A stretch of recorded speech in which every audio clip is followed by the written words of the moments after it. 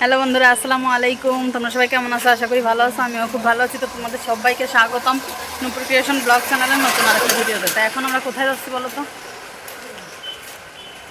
এখন যাচ্ছি আমরা নতুন বাসা পরিষ্কার করতে, বুঝছো? এমনি পরিষ্কারই আছে, তারপরেও একটু মানে এই টুকিটাকি নিজেরা পরিষ্কার না করলে কেমন হয় না, এই জন্য একটু পরিষ্কার করতে পারছি। তো চলো, তোমরাও আমাদের সাথে চলো, দেখাবো আমরা কেমন বাসা নিচ্ছি কি। চলো দেখতে থাকো। এই নতুন রুম নেওয়া হয়েছে, এটা কিচেন, একটু পরিষ্কারের কাজ চলছে। তো সাথে থাকেন, দেখতে থাকেন নতুন রুম নিয়ে কী কী করলাম। তোমাদের আপু তো আজকে খুবই ব্যস্ত কাজের জন্য, তোমাদের আপু খুবই ব্যস্ত আজকে, অনেক কাজ করতেছে আজকে আপনাদের আপু নিজে।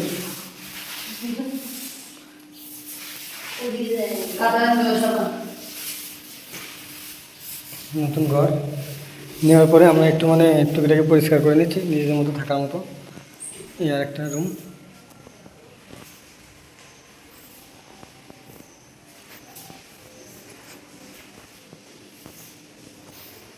একটা বেডরুম, এটা বারান্দা, ডাইনিং স্পেস,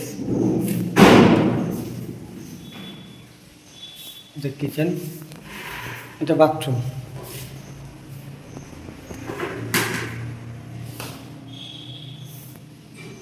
এটা একটা বেডরুম, তাই তো? আমাদের আপাজি খুবই ব্যস্ত, একটু তাকাও, দেখো যে আমাদের ফারহানা অতসী প্রিয়া আমাদের সাথে আছে, একটু আজকে এসেছে এখানে, একটু হেল্প করে দেবে এই জন্য, তাই তো? আচ্ছা, তো দেখতে থাকো কতদূর কী করি আমরা। এখন একটু পরিষ্কারের কাজ চলছে, আবার আমরা ভিডিও দিচ্ছি। কমপ্লিট, ঘর পরিষ্কার, ধোয়াধুয়ি মোছা সব কমপ্লিট। এই যে ঘর, একটা রুম, এটা এখন কমপ্লিট হয়ে গেছে। তো পরিষ্কার করা, মোছামুছি, এটা মোছামুছি কমপ্লিট। এই যে এখন ফাইনালি ফিনিশিং, কিচেনও কমপ্লিট, ধোয়াধুয়ি পরিষ্কার একদম।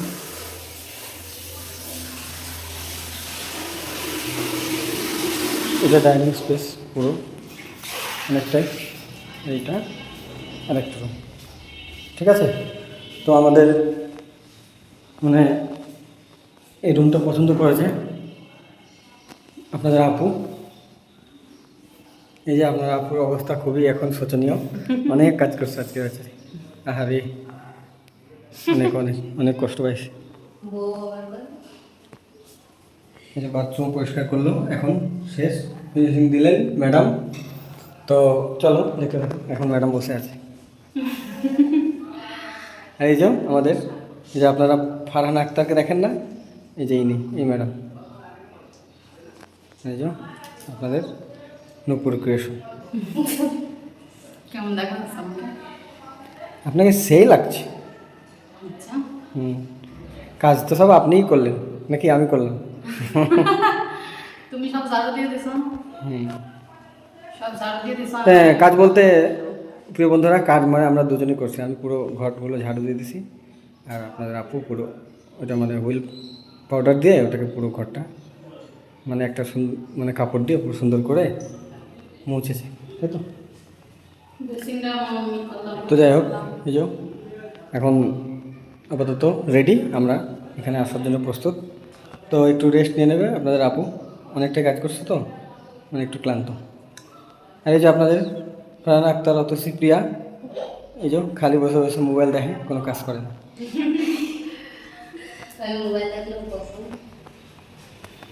তো চলো দেখতে থাকো, আমরা পুরো ভিডিওটা করব, মানে প্রথম থেকে একদম শেষ পর্যন্ত আমরা এখানে কীভাবে আসলাম, কখন আসলাম এবং কী কী করছি সবই আপনাদের সাথে শেয়ার করব। এই যে আমাদের রুম, আমাদের ঘরটা নিয়ে ঘরটা কেমন হয়েছে, রুমটা একটু সবাই কমেন্ট করে জানাবেন। এই যে রান্নাঘর বাথরুম সব টাইলস করা, শুধু ফ্লোর না। রুমের ফ্লোর পুরো টাইলস করা। তো চলো। এত তাড়াতাড়ি তো রুম পাওয়া যায় না, তাই না? এত তাড়াতাড়ি রুম পাওয়া যায় না। তবে যেটাই পাওয়া গেছে খুবই ভালো, পরিবেশ খুব ভালো। আপনাদের আপুই পছন্দ করেছে রুমটা। তোমাদের ভাইয়া দেখিনি রুম, কালকে এসে আসছিলাম রুম খালি হয়েছে কিনা দেখার জন্য, তখন ওরা আনছিলাম যে আসো একটু দেখে যাও রুম যখন খালি তখন আসো, না আমি দেখছিলাম। তো যাই হোক, চলো। তো ঘরটার আমাদের পরিষ্কার করা হয়ে গেছে, এবারে যে স্যার গেলাম দোকানে। কাজ শেষ। এবার আমরা কোথায় যাব? চলো। বাড়ি। এবার যাচ্ছি আমরা আমাদের পুরান বাড়ি, মানে এখন আমরা যেখানে আছি, ঠিক আছে? বিয়ের পর যেখানে আমাদের সংসার শুরু হয়েছে সেখানে আছি, সেখানে যাচ্ছি।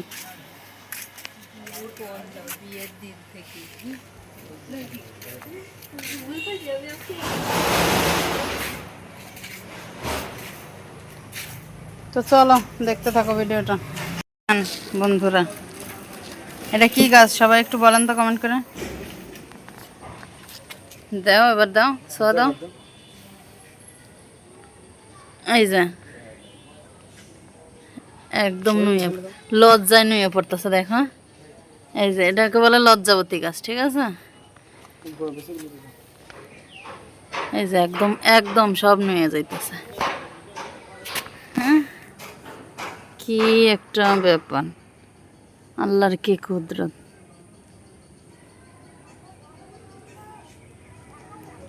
দেখছো? তোমাদের এদিকে আছে? হ্যাঁ, এই যে আরো আছে, এই যে এই পাশে, এই যে অনেক অনেক। দেখছো কেমনে লজ্জা পাইতাছে, নতুন বর মতো লজ্জা পাইতাছে। কে কে চিনো না এই গাছ কমেন্ট করো তো, কেমনে লজ্জা পাইতাছে নতুন বর মতো।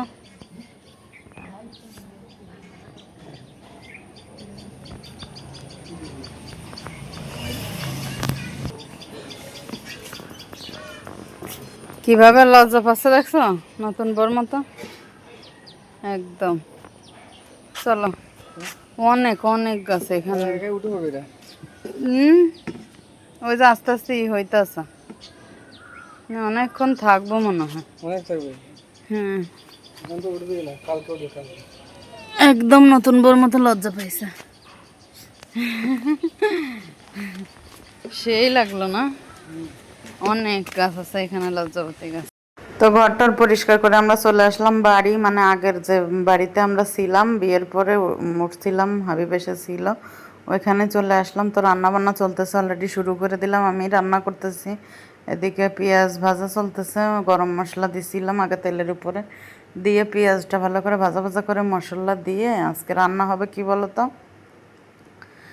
গরুর মাংস আর হচ্ছে পোলাও, ঠিক আছে? তো এই যে দেখাচ্ছি তোমাদের সাথে অল্প অল্প করে। এই যে আদা রসুন বাটা দিয়ে দিলাম, দিয়ে এবার যে গুঁড়া মশলাগুলো, তোমরা তো মাংস রান্না করতে জানোই সবাই, আমি আরও জানি না, তবে মাটির চুলায় রান্না করতেছি, টেস্টটা খুব ভালো হয়েছিল।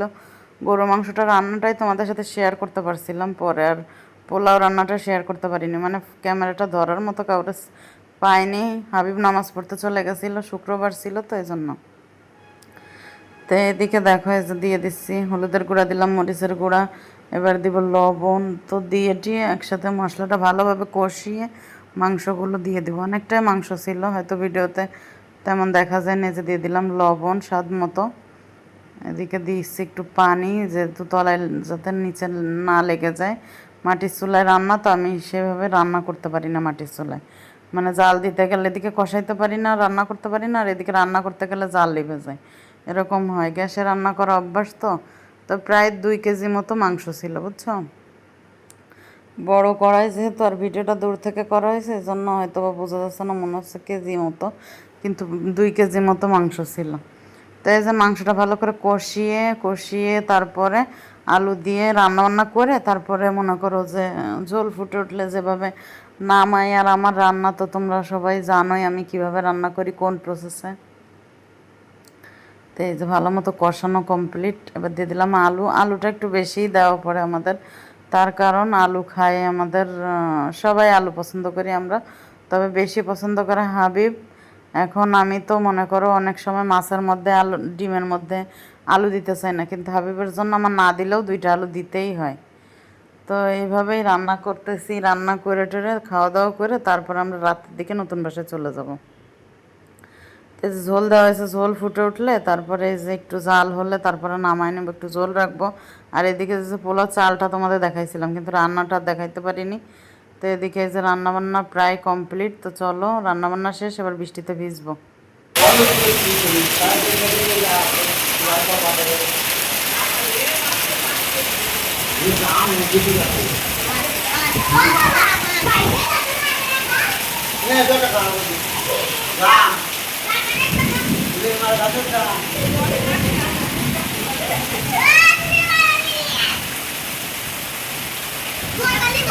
এই যে চলে আসলাম, বৃষ্টিতে ভিজা শুরু করে দিয়েছি। প্রচুর প্রচুর বৃষ্টি হচ্ছিল সেদিন, মানে সে বৃষ্টি সব দিকে ভাসায় নিয়ে গেছিল। তাছাড়া বড় বড় গাছগুলো সব বজ্রপাতে ভেঙে ভেঙে পড়ছিল। আর আমি কিন্তু বৃষ্টিতে গোসল করতে চাইনি, তোমাদের ভাইয়া কিন্তু আমাকে জোর করে ঠেলে ধাক্কায় বৃষ্টিতে গোসল করতে পাঠিয়ে দিয়েছে। পরে ওকে আমি টানাটানি করছিলাম, কিন্তু ওর যেহেতু জ্বর ছিল তখন, আমরা যখন এই বাসাটা চেঞ্জ করছিলাম তখন ওর জ্বর ছিল। তো এই জন্য আর ওরা বেশি জোর করিনি। ও বললো যে আমি এর বৃষ্টিতে গোসল করব না, তুমি গোসল করো, সেটা দেখতেই আমার ভালো লাগতেছে।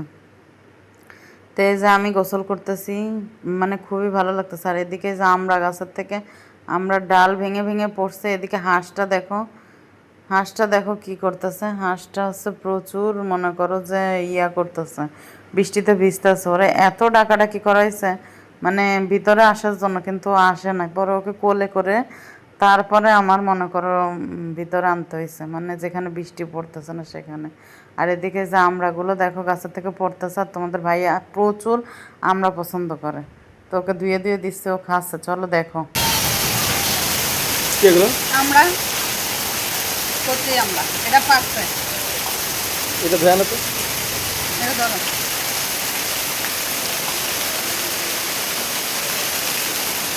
কেমন লাগতেছে ভিজতে বৃষ্টিতে? হ্যাঁ হ্যাঁ, ভালোই তো লাগতো। তুমি বুঝতে পারলে আরো ভালো লাগতো। আমি এই বৃষ্টিতে ভিজতাম না। না, তোমার তো বুঝলে সমস্যা, এমনি তো সমস্যা।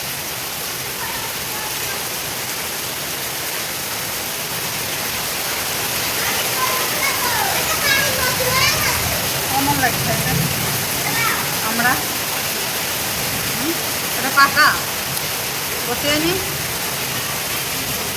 ভিতরে সবটাই খাবা?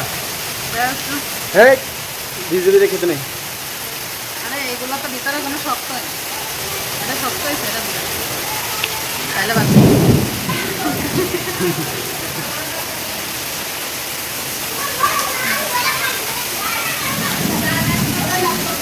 তাহলে তুমি গোসল করবে না?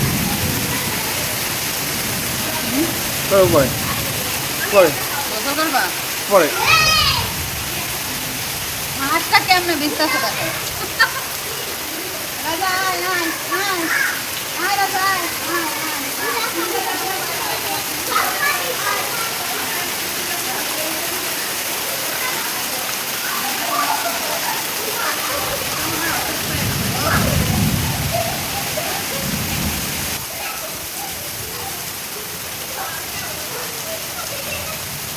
আপনার আব্বা আসতেছেন।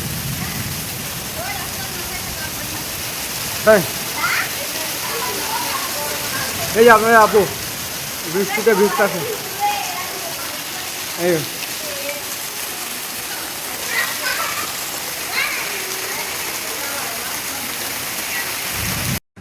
তো আজকে হচ্ছে পরের দিনের ভিডিও, মানে গতকালকে বৃষ্টিতে ভিজছিলাম, ভিজার পরে কালকে সারা দিন রাত কারেন্ট ছিল না, এজন্য আর কোনো ভিডিও শ্যুট করতে পারিনি। তো আজকে হচ্ছে তার পরের দিন দুপুর মানে 12টা বাজে। তো এই যা চলে আসলাম সেলুনে, আমাকে না নিয়ে আসবে না, পরে নিয়ে আসলাম, নিয়ে এসে চুল কাটলো, দাড়ি কাটলো, শেভ করলো, তো সব কিছু করলো। এদিকে আমি একটু ভিডিও করলাম যে সবাইকে একটু দেখাই হাবিব শেখ কেমন চুল দাড়ি কাটে, কেমন স্টাইল করে। এদিকে সেলুনটা আমি তোমাদের একটু দেখালাম। তো কেমন কি লাগতেছে সবাই একটু কমেন্ট করে বলো। শেখ সাহেবের চুল দাড়ি কাটা, শেভ করা, তো কেমন লাগতেছে একটু জানাবা। তো ওকে কিন্তু স্যান্ডো গেঞ্জি আর গামছা পরিয়েই নিয়ে আসছিলাম, ঠিক আছে। এদিকে আমি ভিডিও করতেছি তো একটু দেখলো, তো দেখে একটু আমি ওইদিকে একটু আমাকে একটু দেখালাম কেমন কি ভিডিও করতেছিলাম।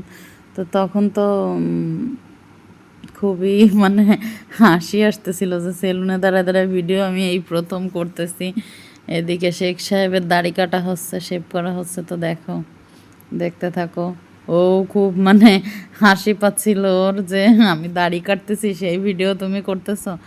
পরে কাটা হয়ে গেলে পরে আমার বলতেছে এই ভিডিও করার কি দরকার ছিল, এই ভিডিও দেখানোর কি দরকার ছিল। আমি বললাম না, সবটাই দেখাতে হবে। এদিকে যে কমপ্লিট, ঠিক আছে, এটাই ঠিক আছে, তোমাদের কাছে ঠিক আছে, এটাই আমাদের কাছে ঠিক নেই, এটা ঠিক আছে, ইন্ডিয়াতে ঠিক নেই। একদম ঠিক আছে। এখন আম্মু তোমারে আসার আগে কইছিল, মনে আছে? কয় হাবিব রে কবি মোস্ট কাইটা ছোট করে আসতে। এখন দাড়ি মোস্ট কাইটা তোমার কেমন লাগতেছে, চুল কেটে বলো? ভালোই লাগছে। কেমন লাগছে বলো তো? সেই লাগতেছে, একদম ঠিকঠাক। চলেন এখন আমরা কি করব, বাড়ি যাব, যে গোসল করবো, তারপর আবার লাইভে যেতে হবে, ঠিক আছে? একদম। আচ্ছা, আল্লাহ হাফেজ। আল্লাহ হাফেজ।